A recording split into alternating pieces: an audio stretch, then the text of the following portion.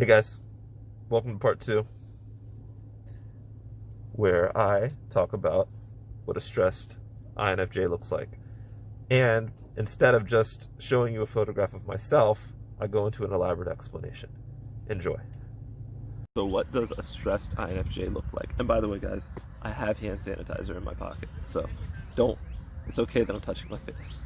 It's not okay, but it's more okay. I'm not re-recording this video is what I'm telling you. I'm not hiding it. It is what it is, okay? um, so, and my phone's at 15%. So by the way, God, I'm definitely not re-recording this. All the gaffes are going to be included. So the a stressed INFJ. What does it look like when you stress out somebody who uses intuition, pattern detection as their top function? Well, again, I'm sure if you look this up, it's going to be somewhat similar to how I answer it, but I'm not reading from a scientific document, so that's a disclaimer. But if you are stressing somebody who's using intuition and who uses intuition primarily, then it's going to look like one of two things. Either it's going to look like a person who has been forced to stop using their main function, and is instead relying on their inferior functions and is stressed because of it, and stuck in this, that bird is not happy. Oh God. So we had Baltimore squirrels, then we had Baltimore helicopters, and now we have Baltimore birds. I don't know what to do. I don't know what to talk about. I don't know what to expect from these things. Everything's dangerous here, okay?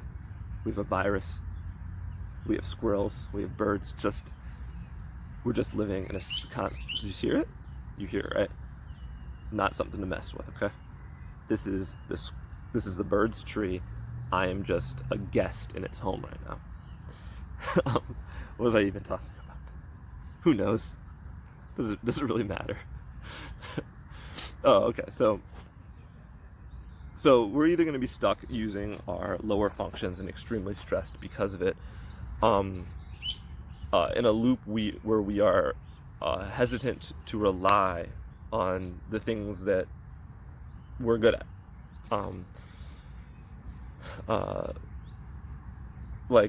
I've been in a place where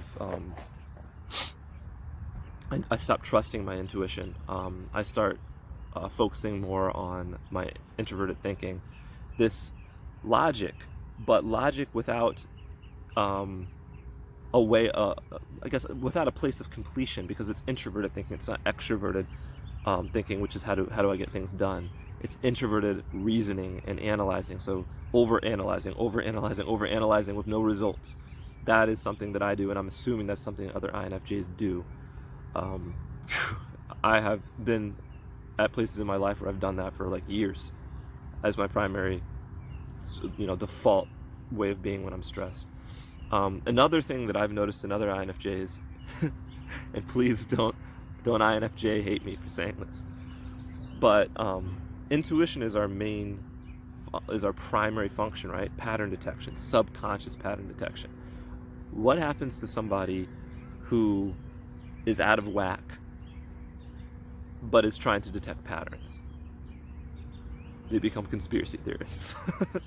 Sorry, INFJ friends. So that can happen to us. We can see patterns everywhere, right? And what can also happen, and I was actually talking to my friend about this earlier, I've realized that if you think about it, when you are detecting patterns, you are making assumptions. You are going off of probability, and you're letting basically, it's like a computer, how it's doing programming in the background and processing in the background without even showing you as the user on the screen. Our minds are doing that for us. Well, what happens if we start making inaccurate assumptions? What happens if that shadow programming starts going haywire? Then you start building a castle of falsehoods. So you make a few errors, okay, and then you take those as truths and you start making assumptions based on those, and making assumptions based on those, and making assumptions based on those. And you end up living in this world that is not reality anymore because of assumptions that you've made. If I make an assumption that my friend isn't cooking because she's allergic to food, and then I take that as a truth, and then I take her to a cookout because I think she can cook, she's just allergic. And then anything that she does wrong, I'm like, oh no, she must be allergic, or I start assigning other reasons for it, when everyone else there is like, no, your friend just can't cook. But for me, because I'm so far gone, I'm now in my own world because I've started to make these false assumptions and subconscious assumptions. And so we have to be very careful as INFJs to every once in a while check ourselves, right? Like, check our assumptions, check instead of trying to make patterns fit our idea on our truths, what we would like the world to be. We have to make sure that we are literally taking in the world as it is and then forming patterns based on that. So this is why intuition is our number one function, not our number two. We are not feeling and thinking and then trying to make the patterns with our intuition, make the patterns fit into our thoughts. We're doing it the other way. We are intuiting the world as it is, and then we're using logic to analyze that intuition and reach conclusions. So the order is important. Intuition first, and thinking, feeling second. You can't make this is I feel like this is like a bigger issue of the world today, isn't it? Like, everyone's like in their tribes, everyone's in their bubbles, and they're not open to information from the outside, right? So anything that happens, they're looking at it through the prism of their world, of their little bubble. You can't change their minds, they're entrenched. And everything that happens is just justifying what they already believed. They're not literally open to interpreting the world and then analyzing the data after they've interpreted it. I mean, after they've absorbed it. You guys know what I'm saying, okay? Don't ask me. Again, my battery's low. I'm not repeating this. So anyway, I feel like this is turning more into a video on like what it means to be a healthy or an unhealthy INFJ. I feel like we need a whole nother video to talk about coping mechanisms. Now we have a Baltimore deer. Got to show you guys this. He sees me.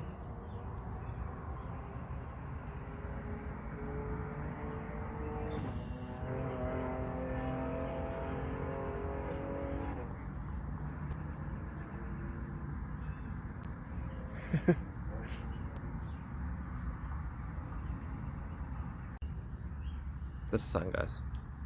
That deer is a sign. I don't know what of, but I'm just telling you it's a sign.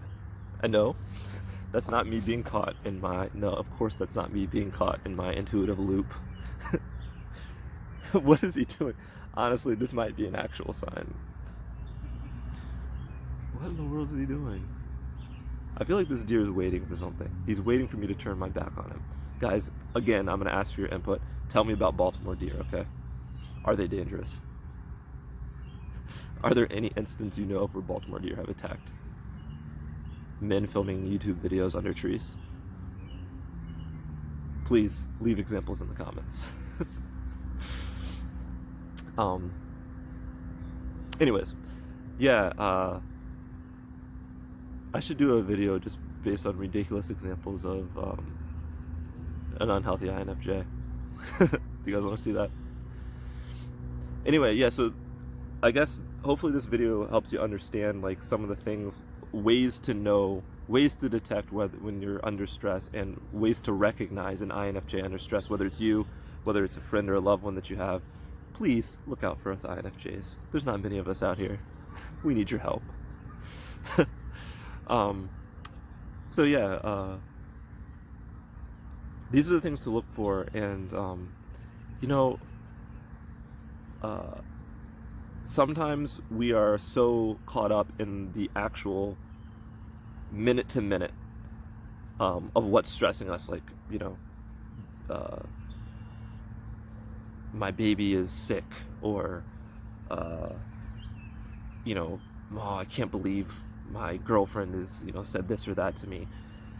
It might help to take a step back and think about how it applies to our personality and how it applies to our nature, right? Because if we can figure out how it applies to our nature, we can easily change it. Instead of this clash where we're upset at a situation, we get into a scenario where we are taking a step back, looking at a big picture, understanding patterns, which is what we do, and we can course correct. So, it's important. It's important. Like, when we are at our best, we are in a situation where we can create harmony around us with the people around us, or we already have harmony, even better. We are in a situation where, even if we're around people, we have time to reflect. We are given those moments for our introversion so we can reflect.